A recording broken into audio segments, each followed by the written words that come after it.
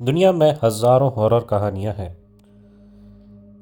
لیکن کچھ ایسی ہیں جنہیں کہانی کہنا بھی غلط ہے، کیونکہ ان میں پولیس رپورٹس ہیں، آڈیو ریکارڈنگز ہیں اور ایسے گواہ ہیں جو آج بھی زندہ ہیں۔ یہ کہانی دنیا کی سب سے ڈینجرس پیرانارمل کیسز میں شمار ہوتی ہے، کیونکہ اس میں جو کچھ ہوا وہ کسی ایک انسان نے نہیں دیکھا، بلکہ درجنوں لوگوں نے ایک ساتھ دیکھا۔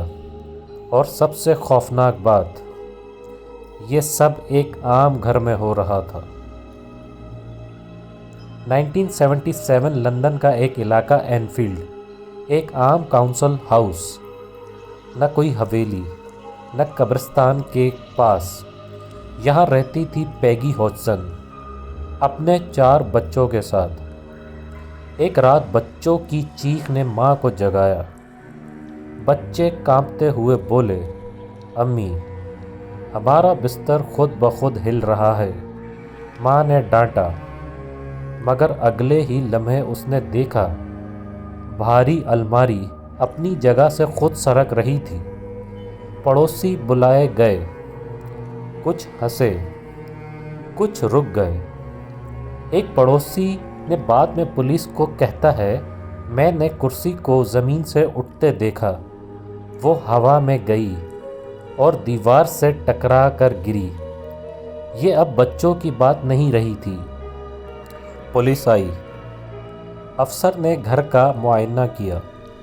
ایک پولیس افسر نے اپنی رپورٹ میں لکھا، ہم نے فرنیچر کو بغیر کسی انسانی لمس کے حرکت کرتے دیکھا۔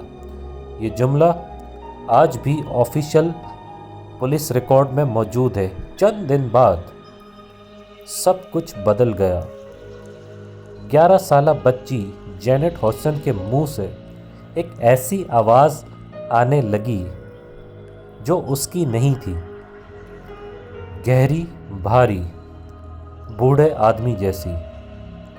وہ آواز بولی، میں یہاں مر گیا تھا۔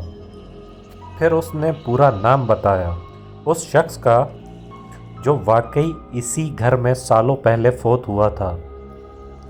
تحقیق کار آئے، صحافی آئے، ماہر نفسیات آئے۔ انہوں نے آڈیو ریکارڈنگز کیں۔ ڈاکٹر نے صاف کہا، یہ آواز کسی بچے کے ووکل کورڈ سے ممکن نہیں۔ پھر بھی آواز آتی رہی، گھنٹوں بغیر رکے۔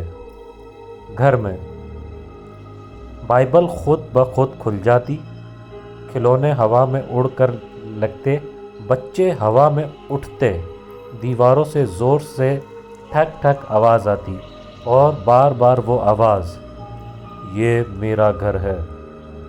یہ سب 18 مہینے تک چلتا رہا۔ کچھ گھر خالی نہیں ہوتے، وہ بس انتظار کرتے ہیں کہ کوئی دوبارہ اندر آئے۔